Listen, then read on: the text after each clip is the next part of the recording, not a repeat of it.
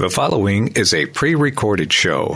Welcome to Winning in Retirement with your host, Brian Akers, certified financial planner professional and founder of AKERS Financial Group.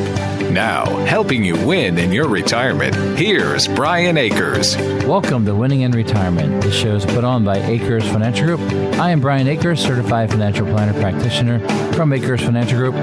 Here with me today is Mark Diorio from Brookstone Capital Management out of Chicago, Illinois. He is our third-party money manager, chief investment officer of Brookstone Capital Management, and we welcome Mark Diorio to our show. Good morning, Mark. Good morning, Brian. Happy to be here. Yeah, I'm glad to have you in here. I know it's the middle of the year already. Last time we did this for the radio show was about 6 months ago, so this makes us mid-year report. So the mid-year market update, I love having you in to go over what's going on with the market. And then you and I can talk about what we're doing with investment money. Don't give all the secrets away, but just tell them a little bit about how we manage wealth for our clients. It's going to be a great thing. So Mark, it is a mid-year market update. Do you want to tell us how the year has gone so far? Sure. It's been a rather exciting first half for sure. A lot of news flow, but I guess as you get into April, we can't talk about the markets without talking about kind of the tariff tantrum, as we call it, that the market experienced really in the end of the first quarter, but the beginning of the second quarter. So in early April, the market dropped about 12% in 4 trading days, which is rather rapid. You don't see that very often, that swift of a move. But then that ended up being kind of the end of the sell-off. And as the market was fearing and as the narrative was fearing maybe the unexpected kind of tariff moves and what does that mean for the markets and what does that mean for inflation and so forth, the market climbed a wall of worry in the second quarter and came all the way back to where it just eclipsed a new all-time high. So although the gains haven't been substantial this year, we've had very much a V-shaped type of market, kind of downtrending into that April and then right back in that second quarter to end the first half, just slightly positive on the year. But given the amount of headlines we've had to face, I would say that shows pretty strong resilience out of the market. I mean, there's been a number of headlines from kind of the tariffs to Doge. Then you had Moody's downgrade the U.S. credit rating in May. Nobody talks about that anymore, but that occurred. And then you had the Middle East tensions, and still the market kind of plowed forward. So I think that just shows the resiliency of the market and the market's ability to look past a lot of the short-term headlines. Yeah, when you use the word market, are you comparing the S&P 500, the Dow? What kind of market talk are you referencing when you say the word market? Yeah, that's a good question, and I'm glad you asked it because there's stocks and bonds. So there's the stock market, there's the bond market, and the bond market's more for conservative investors, as you know, and it pays interest and so forth. And bond markets go down when interest rates rise. I was referring to, and generally when you see whether it's CNBC or the paper or any news outlet, the market, they're really referring to the S&P 500 or the stock market. You usually see a couple of different indicators, but the S&P 500 is 500 of the largest U.S.-based stocks across 11 sectors to give you a broad gauge of the overall market. And then the Dow Jones Industrials, which is a very similar index in terms of performance overall over the long term, is an index of 30 stocks that are considered blue chip stocks. And so there is a bit of a difference between those two. Most professional investment money managers look at the S&P 500. So that's what I was referring to. The Dow is pretty similar over a long period of time, but because it only has 30 stocks, it can show a little bit more fluctuation. And so I think this is an interesting period in time. And since you brought it up, I'll just throw this out here that the S&P 500 is market cap weighted. What that means is the largest stocks comprise the largest allocation in the index. And today we are at 50-year highs, essentially the highest level of concentration in the top 10 stocks. They represent about 38% of the entire index. So 38% in 5 stocks, and then the remaining 62% in the other 490 stocks. So it's very top heavy right now. So that is unusual with these mega cap companies leading the way. And we just think a lot of stocks have not participated to the degree that the mega caps have. And there's a lot of opportunity beneath the surface, not just with those kind of big mega cap type names. Yeah, but this year there's a lot of volatility. There's basically market insecurity on really what's happening next with, do you call it geopolitical risk, or what's the fancy word for the fact that we don't know what's going on every day? Yeah, geopolitical risk is a good term, especially in this kind of global uncertainty environment with tariffs, changing trade relationships, some tensions rising, whether it's conflicts and so forth. Oh, and one interesting point, since you brought up geopolitical risk, oil, even though we had tensions with Iran and with Russia over the last 2 years or so, and granted that's ongoing, but in the near term, there has not really been a rise in the price of oil. In fact, oil prices have remained very well contained. And that just goes to show you that, over the last 15 years, the U.S. has become the largest producer of oil. And in fact, the U.S. today actually produces more oil than Saudi Arabia and Russia combined. And so it's a pretty interesting dynamic that oil is not the geopolitical driver that it once was. So that used to be the really big risk. Well, oil prices would spike higher and it would cause challenges. That is not today's risk at all. And that's why you see oil prices not really reacting to some of these geopolitical risks. Yeah, that's the oil prices. But I guess the risk, in the United States, we have the political risk of different bills being passed. We have the risk of tariffs and the idea of tariffs being paused, being turned back on. Is that something that's really going to affect the market long term, or is that just a short term concern? What's your view on those kind of issues? So the way we looked at it was, well, we're not policymakers. We are trying to make sound investment decisions in the face of uncertainty. And it's true that we see more kind of political uncertainty around the tariffs than we've seen in a number of years. In other words, what's the policy? But we think that that's actually going to stay. A lot of questions as well, is that going to, fade away and everything's going to be settled? I don't think that's necessarily the case. I think it's a tool that's going to be used and kind of going to stay with us throughout the administration. But you notice that the market maybe reacts to the short term for a day, a week, or so forth, but then it starts to refocus onto earnings. And if earnings continue to be good and solid, the market will follow those earnings higher. And that's just what happened after the kind of the abrupt sell-off we have, that the market really was able to shake off any of the headlines or the changing tariff terms. Yeah, when I hear and listen to what you're saying, and I'm thinking about people who have money invested long term, I really view it as long-term investors. There's not a big worry on this, but I do like to ask you the question about the concept of tariffs. Should that help with the federal government balancing a budget if it worked out well? What's the positive side of the tariff that's going on? So that's part of the policy's kind of argument, if you will, that it's going to help offset some of the deficit and the debt overall. And I would say that is a component to it. There's a couple of sides to what they're trying to do.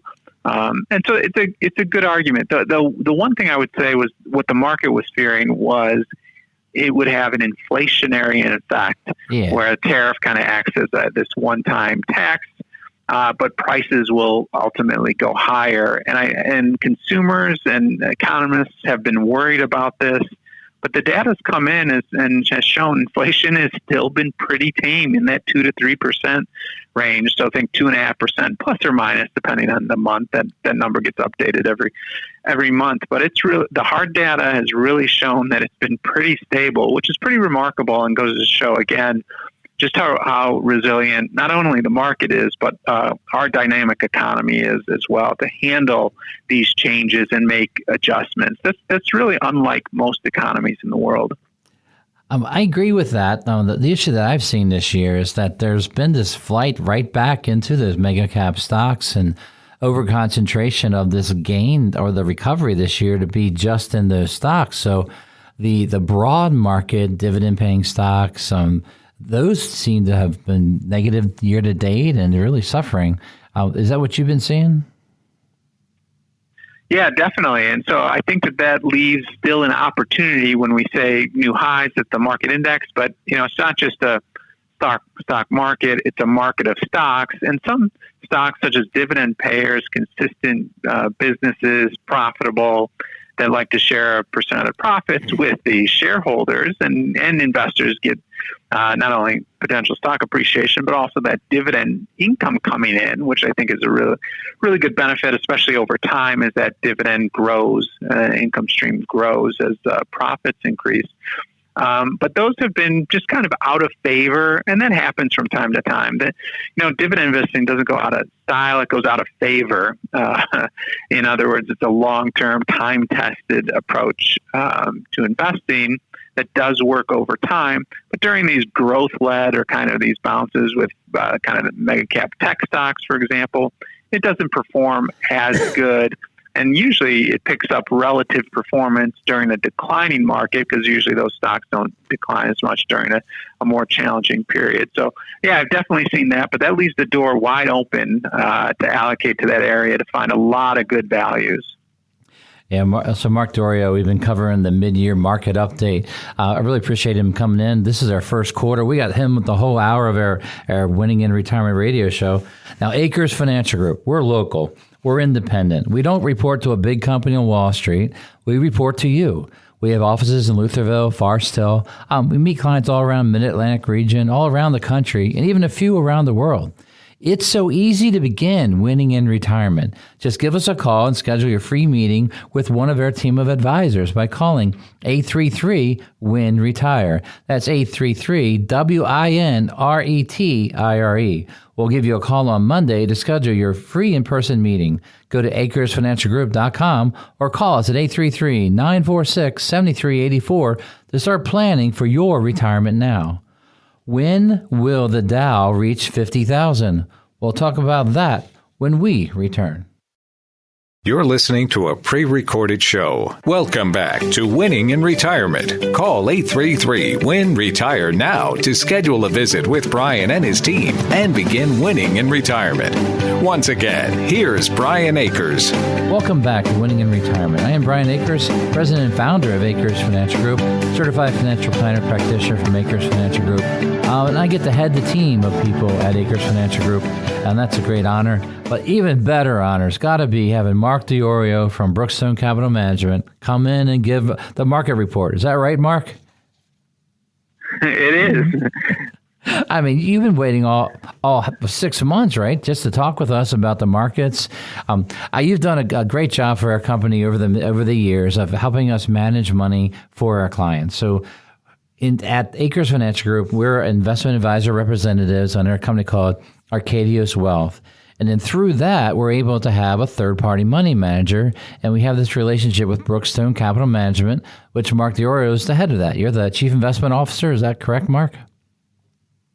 I am. And you're a chartered financial analyst, CFA? Correct. Did I say it right this time?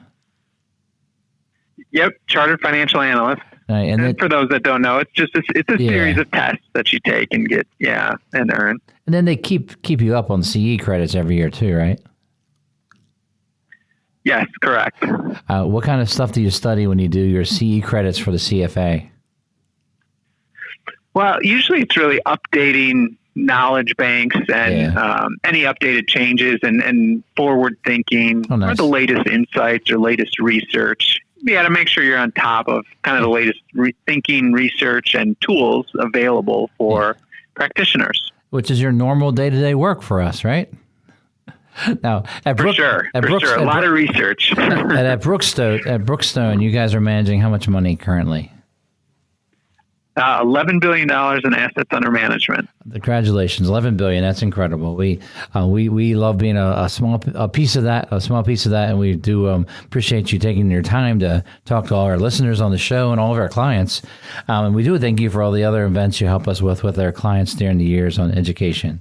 Now, we've been covering the market, the mid-year market report today. What I want to do in this quarter is sort of ask Mark the tough question. And that is, Mark, when will the Dow reach 50,000? And can you tell me the day and the month? Well, a lot of what we do, and I know this gets popular on financial shows, is not predicting markets. So you're not going to give me an answer. And the reason for that is we're not going to invest and make a decision based on a prediction. Just because those don't really have, everyone can make a prediction. We really make it based on kind of sound judgment, which is using history as a guide. And to that point, from about these levels, the Dow's around 44,000, give or take. To get to 50,000, that's only about a 12% return. And for the stock market, in a good year, that can happen. So that could be within the next year if earnings come through. There's always going to be ups and downs in the marketplace, but it may not be as far as people think. Oh, you mean in time? So it's not like I'm talking year, 2 years away. It could be a little sooner than that, but you're saying the math says 12% more is what to get to 50,000 on the Dow. But getting to 50,000 on the Correct. Dow, does that change our life? Well, I think it's a lot of people think about price targets and things like that. I see it when you're investing and building a portfolio. You're building it for the long term, and the main reason to invest is build a portfolio to preserve your purchasing power over time and grow that purchasing power over time. And so it's not like you're going to get off the, if it's your investment funds, you're not going to stop trying to preserve your capital, the purchasing power, or grow that purchasing power. Mm-hmm. So it's just one of those stops along the way. It's a nice round number. And, the New York Stock Exchange will print up hats with Dow 50,000. But beyond that, it's just kind of part and parcel of investing. You'll have these moments, and it's nice to celebrate if you've been able to participate in the uptrend and the gains that the market provides to investors. Yeah, so I remember the days when it was like Dow 10,000, and then the talk was, when will Dow 50,000 hit? And then the projection out, and realizing the time. Now, the reality is, in a straight-up market, 12% sounds easy. In a volatile market, where if we lost 10%, and we'd have to make 11 plus the 12 to get to there, because we'd have to recover from a downturn. Mm-hmm. So the idea of the market being a straight line isn't really a reality long term. There's going to be the bounces. And if you look in the rearview mirror, they're going to look like small bounces. When you live through the volatility, it feels a lot worse. Like April felt a lot worse than just a correction that corrected itself between the different dates based on the tariff liberation day and then the tariff pause day, Correct. And so when you're in that downturn, and in that case, just as long ago as April was, the market has really come a long way. So you could have said, oh, geez, we're almost 20% away from 50,000. That could take a few years. And now here we are 3 months later, because the market moved very quickly because it oversold itself and then it moved very quickly up. That, it's not that far away and not out of the realm of possibility, where it kind of felt like that just 3 months ago. Absolutely. And so as a financial planner, certified financial planner, what I tell our clients is this: your long-term money, I believe, should be diversified in the stock market.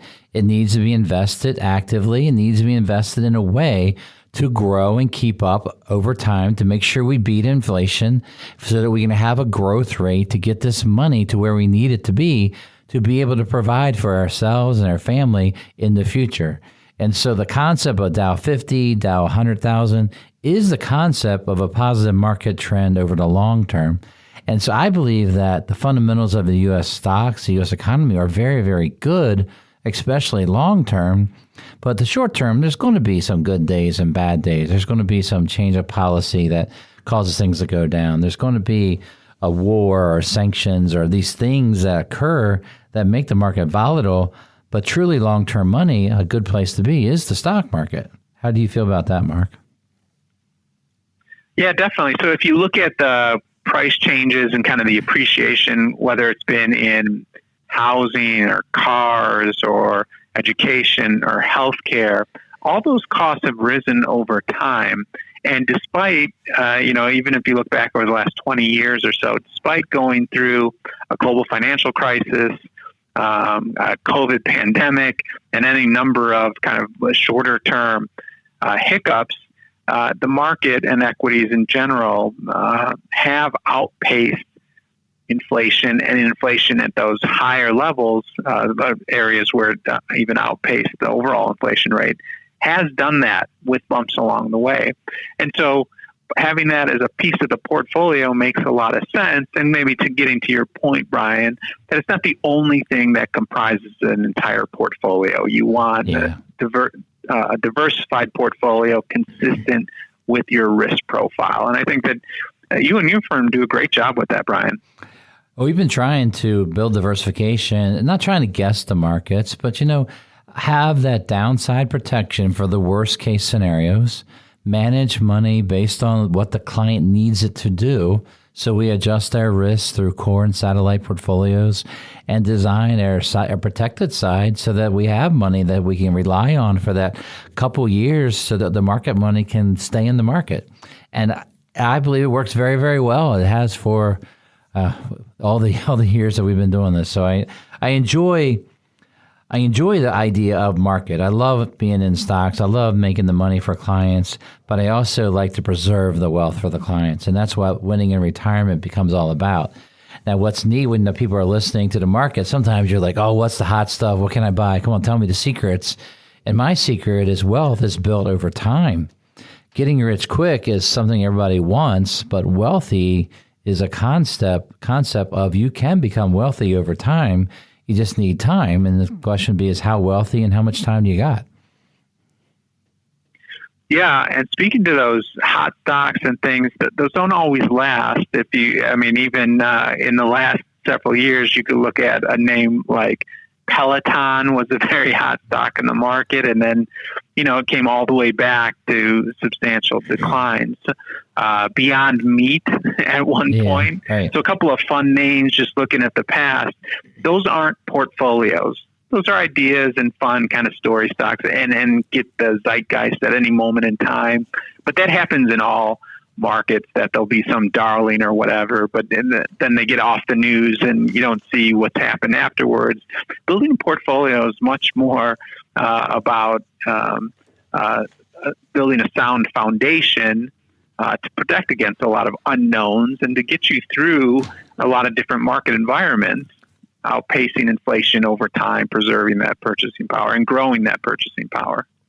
Absolutely. And so what's great about Brookstone Capital Management is you guys have multiple portfolios, multiple strategies that we can work and build our portfolios around to deliver for the client on an individual basis. It's not a one cookie cutter or one cookie or one cookie cutter. I can't remember. I think the... I'm sorry. It's funny to me, at least. And I think that's the idea, which is we want to make sure we're flexible and disciplined when we're building those portfolios. So you want to have all the tools available to allow you to do that and allow to adapt to different and changing market environments over time. Absolutely. So throughout the show, we're going to be talking with Mark Diorio about the market, the way it currently is. We're going to try to get some more of his predictions. We're going to talk about a lot of things. But one thing is how to implement this in your financial life. So Winning in Retirement is a radio show, but actually is a process of getting you to be able to win in retirement, or if you're in retirement, to improve to where you feel like you're winning. Winning is defined by you, the client. And what we want to do is guide you from where you are to where you need to be so that you can take care of yourself, your family, and your future, and leave a legacy to all those that you love and care about. So at AKERS Financial Group, we do our very best to sit down and talk with you about your situation. And what that means is this: it's all about you, not about us. At AKERS Financial Group, with us, your retirement money will follow your financial fingerprint. It's a retirement plan based on that unique fingerprint, and that determines where your money should go. So give us a call at 833-WIN-RETIRE and schedule an in-person meeting with one of our team of advisors. Call 833-WIN-RETIRE. That's 833-946-7384, or visit our website at AKERSFinancialGroup.com. Someone is very interested in interest rates. Should you be? We will talk about that when we return. You're listening to a pre-recorded show. Welcome back to Winning in Retirement. Call 833-WIN-RETIRE now to schedule a visit with Brian and his team and begin winning in retirement. Once again, here's Brian Akers. Welcome back to Winning in Retirement. I'm your host, Brian Akers. Here with me today is Mark Diorio, the Chief Investment Officer of Brookstone Capital Management. Mark Diorio has been with us during the first half of the show. If you want to hear that first half, if you missed it, you can always go to our website at AKERSFinancialGroup.com. That's AKERS financialgroup.com. And on that website, you see radio podcasts, and right there you can hear this show. And that show is something you can listen to about our mid-year market update. Now, Market and Mark Diorio, so the Mark Diorio update or the Market Diorio. I'm not sure what nickname you're going by nowadays, Mark. Do you like Market Diorio? Yeah, I like that a lot. All right. So the reason I ask it that way is, are you a thumbs up for the market as Market Diorio, or are you a cautious Market Diorio? What's your thoughts of at the moment with money to invest? Well, I'm a thumbs up because I do believe in the resiliency of markets. Yeah, good. I think that's awesome. Now, this third quarter, I wanted to also hit you with this question. Now, my comment as we led into this is someone is very interested in interest rates. And what I was referencing is our president has been trying to get the Federal Reserve, Powell, to lower the interest rate right away. And then there seems to be a fight back and forth of when to lower it. And I want to get your play-by-play, your thoughts on it. I'm not asking you to side either side, but you could if you wanted to. But generally, what's your thoughts about having a president very interested in lowering interest rates and a Federal Reserve that doesn't seem to want to lower quite yet?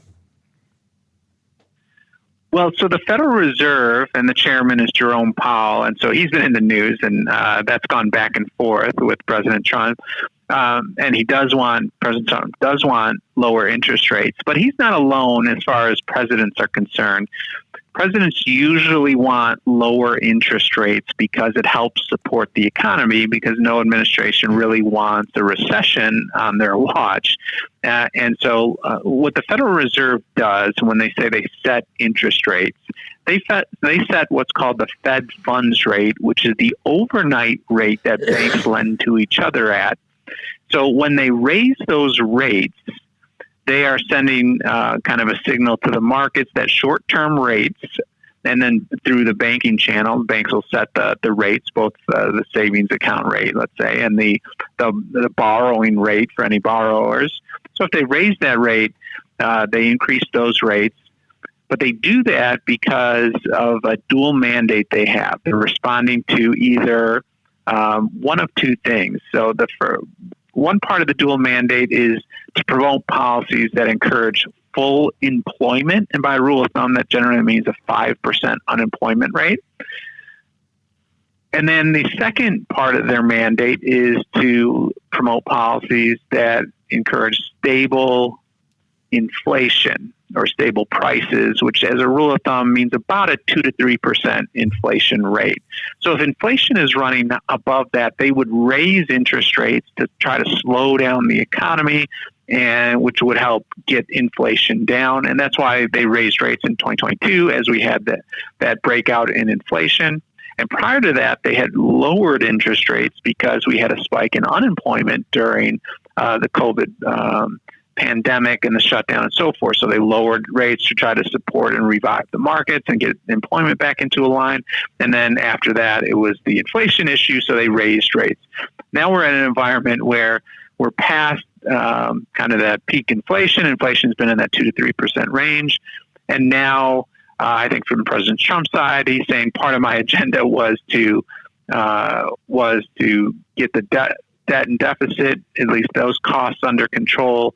In terms of the interest that they pay on the debt, if they lower interest rates, that would lower the interest expense that the government pays. So it would help from that standpoint.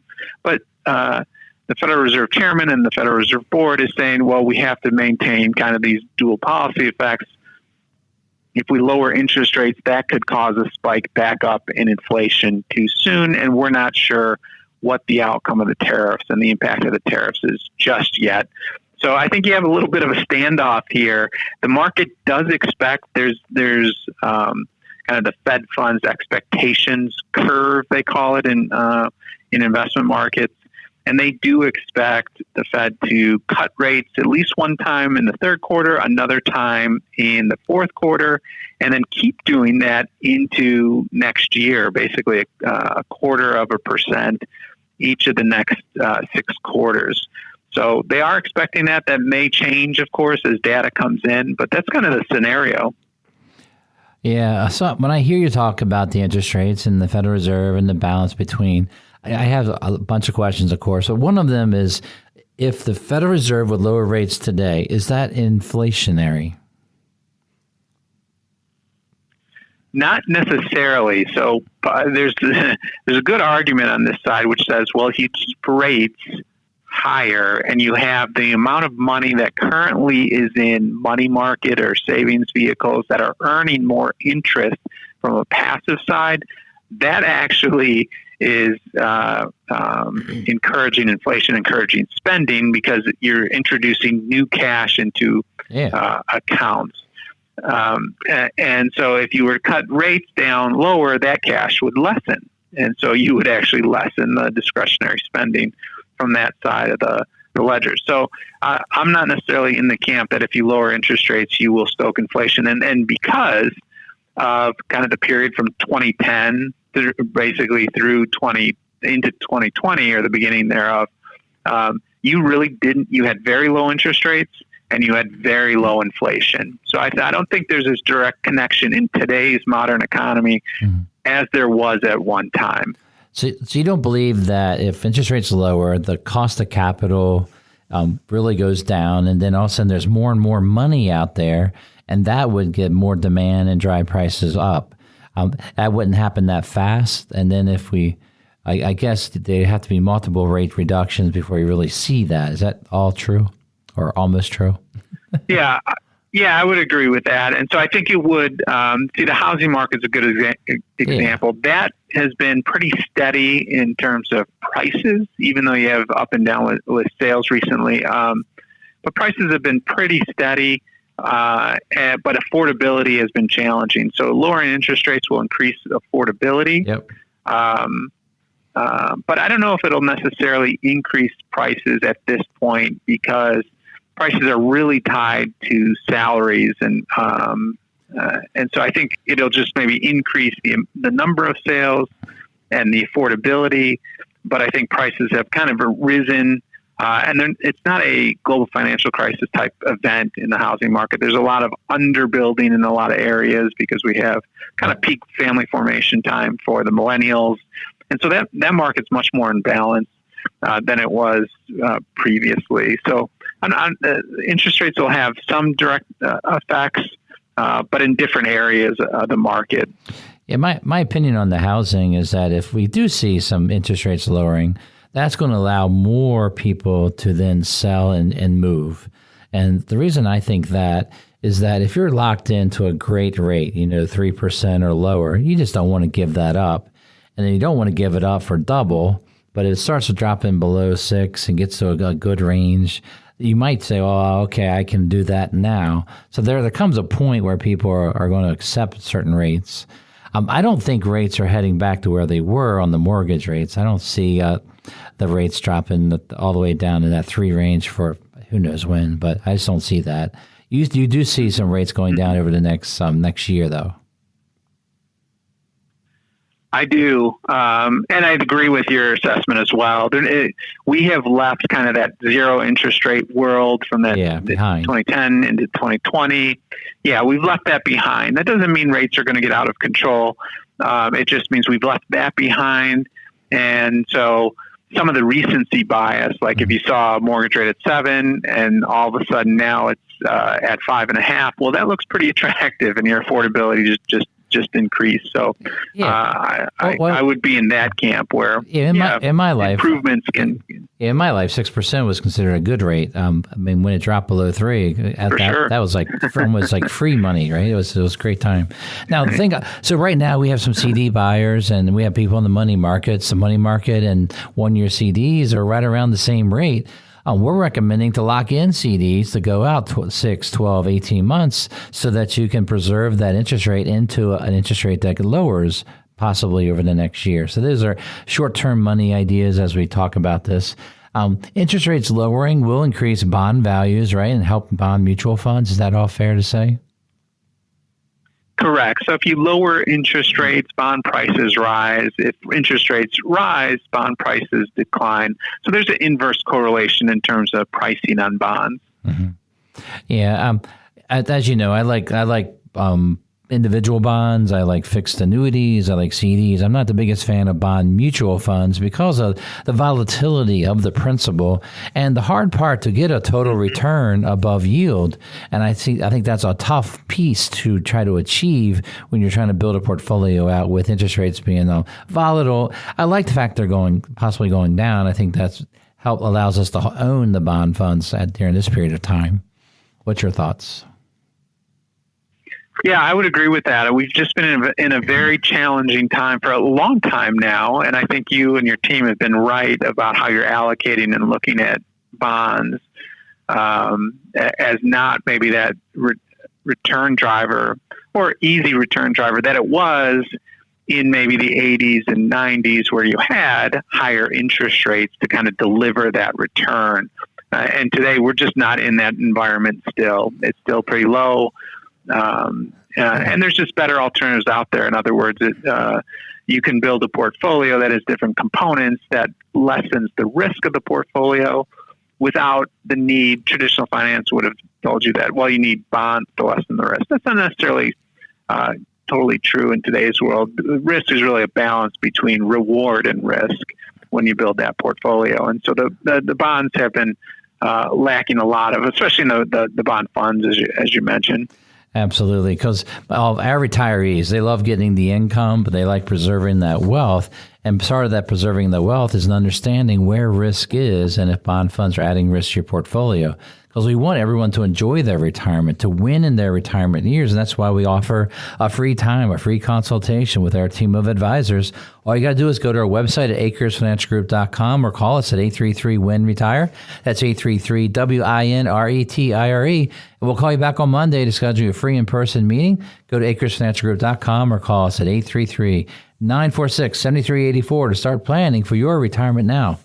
How should you invest in this volatile market? We'll talk about that in just a moment. You're listening to a pre-recorded show. Welcome back to Winning in Retirement. Call 833-WIN-RETIRE now to schedule a visit with Brian and his team and begin winning in retirement. Once again, here's Brian Akers. Welcome back. I am Brian Akers, Certified Financial Planner Practitioner, President and Founder of AKERS Financial Group. Here with me today is Mark Diorio, Chief Investment Officer at Brookstone Capital Management. Is a third-party money manager that we use at AKERS Financial Group to help manage the money for our clients. And the idea is we build portfolios and we use portfolio managers to manage different sleeves. And Brookstone Capital Management is one of the providers that we use, and their Chief Investment Officer is here today, Mark Diorio. Welcome to the fourth quarter. It's great to be at the fourth quarter, Brian. It is. It's always winning time. You know where you stand. Sometimes, like if you're winning, got a good enough lead, you can coast fourth quarter. if you're down, you got some hope. Sometimes you're so far down, you just empty the bench. I feel like we're ahead right now, though, Mark. I think we're doing all right. Now, we've been doing a mid-year market update, and we've been talking about a lot of different things. And so the idea is, in the market's volatile, there's a lot going on. We've had downs of April to the most recent market highs. The reality is how should people invest in this kind of volatile market? What are your thoughts, and what are some themes that you might have as people need to look at where they have their money? Sure, and I think we mentioned this earlier possibly in the first quarter. The mega cap concentration in the market is kind of given the belief that investors are diversified without thinking through all the opportunity set. So there's a lot of concentration in the markets overall. And so I think first and foremost, investors want to take a step back and make sure they're fully diversified, meaning have exposures to areas that may not be the hot areas currently, because everything transitions and moves, from time to time. For example, in the first 6 months or first 3 months of the year, those mega cap stocks really were underperforming and actually were pulling down the rest of the overall market. And then they've bounced back pretty well so far. But having said that, there's other areas of the market that look to have better value, better upside from this point, and some diversification benefits from those kind of highly concentrated areas. So first and foremost, I would focus on diversification and certain elements of diversification that isn't talked about a lot, but when added to a portfolio can really lessen the risk. And I know, Brian, your firm does that quite well when you're building out portfolios and diversified portfolios. And I think one of your portfolios is actually called a diversifier. It absolutely is. It's our AFG Select Diversifier, where Brookstone executes the management of that. And in there, we diversify away from stocks completely. We have real estate, we have the commodities, we have gold, silver, we have ways of diversifying, because a lot of people in their 401ks, they're pretty much in the S&P 500, and that's about it. So we want to build offsetting investments for what people currently might hold. So that's how we did it, and we use that through our Brookstone ideas. Now, Mark, with your portfolios, when it comes to things such as growth, value, and dividend, if people are looking at those three, the dividend values are lower, so they're opportunity to buy because they're low. Growth, should people buy growth now, or are we too late to growth? What's your thoughts on growth, and what's your thoughts on value also? I think if you're new money, you should really be looking at those dividend payers and value players. Growth goes through a run, but I think we've had a pretty quick run up, and maybe it continues somewhat. I mean, even if you look at the late 90s for us old timers, you'll see growth stocks were leading the way. But once that transition happened, value stocks and small cap stocks outperformed for about 7 years. So you can have when the market turns, and it doesn't tell you it's turning, it'll just find a spot where there's more value left, and it'll turn no matter how quickly growth stocks run. So it's not necessarily a bearish call on growth stocks at all. There's a lot of CapEx spending in growth stocks, but I think sometimes going into unloved areas and being patient actually really pays off. And the dividend payers, as we mentioned, you get paid to wait. And today that's at about a current dividend yield in that as high as bonds pay right now. So in that 4% plus range. And these are high quality companies with strong business models, time-tested business models, that's just out of favor at the moment, but ultimately will come back into favor. How about some not quite normal investments? Let's use the word the crypto world, and with the federal government and Congress and all of them meeting and making different decisions, what's your feeling on general on the cryptocurrency concepts? Yeah, we have not ignored them. I know there's a lot of early economists that kind of ignored it.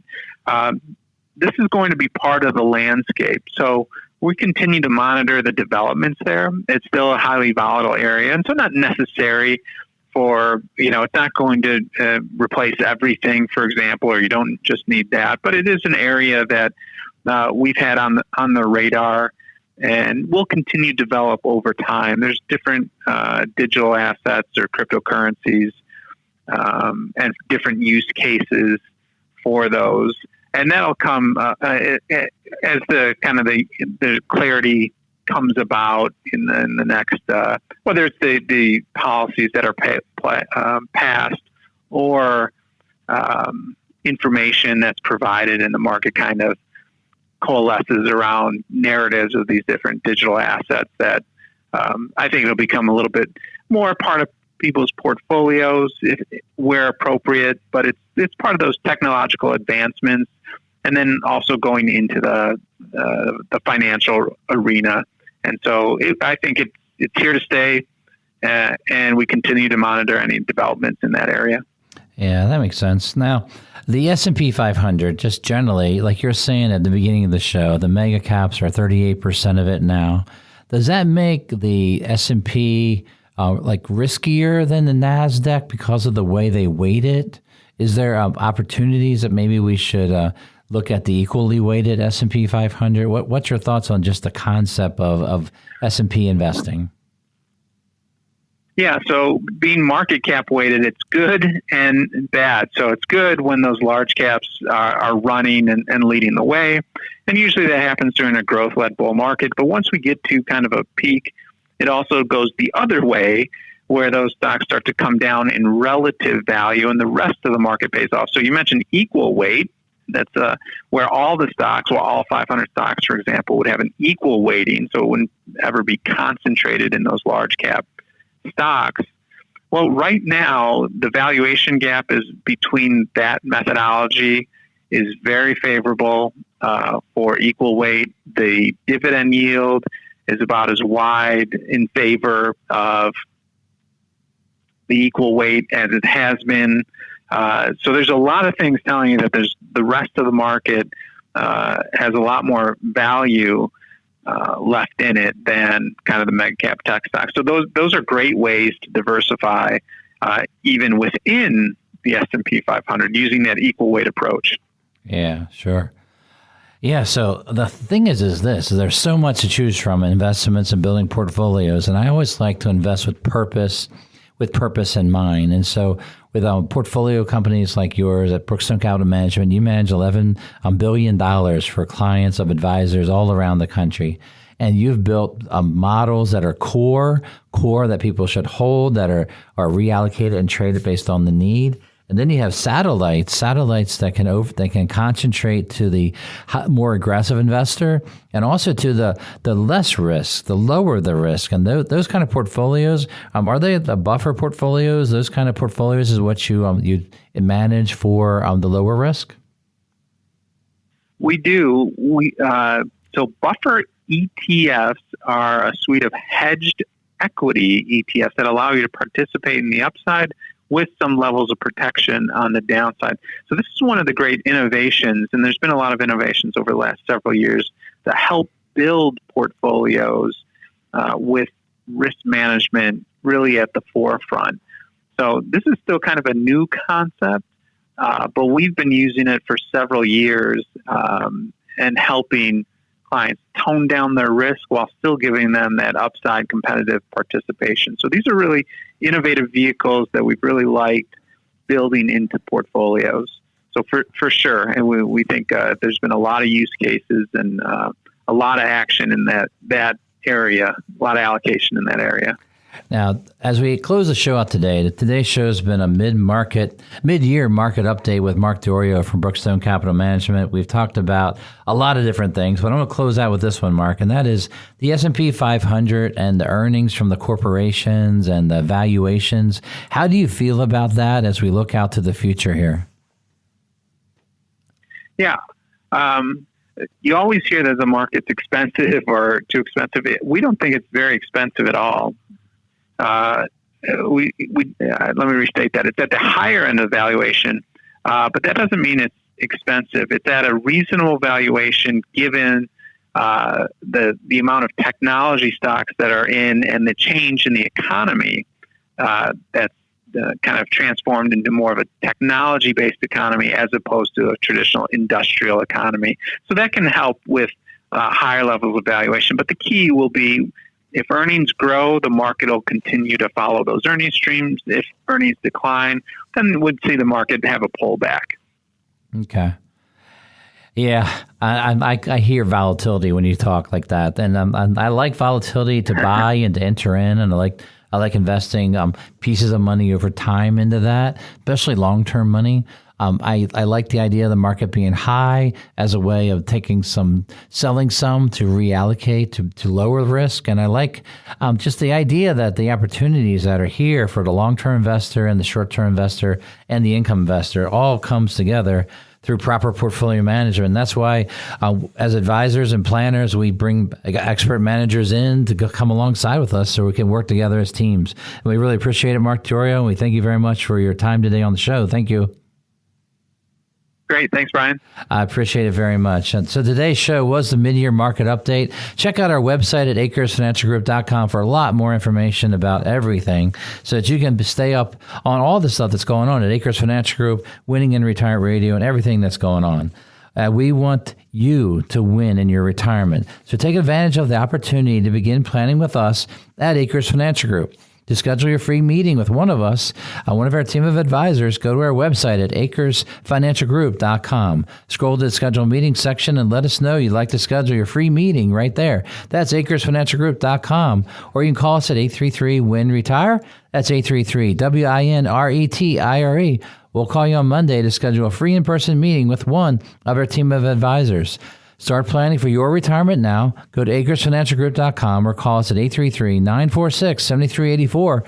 Thank you for listening. I'm Brian Akers from AKERS Financial Group, and we want you to be winning in retirement. You've been listening to Winning in Retirement with your host, Brian Akers of AKERS Financial Group. AKERS Financial Group offers securities through Brookstone Capital, an SIPC and FINRA member firm. Advisory services are provided through Brookstone Wealth. AKERS Financial Group and Brookstone do not share any common ownership. Neither Brookstone nor AKERS Financial Group provides tax or legal advice. Advice given on Winning in Retirement is general in nature, and one should seek further advice from their financial advisor, broker, attorney, and or tax accountant before investing. Be sure to read each prospectus carefully to understand all the risks associated with each investment. Examples and scenarios shared are meant to be for illustrative purposes only. Past performance is not indicative of future results.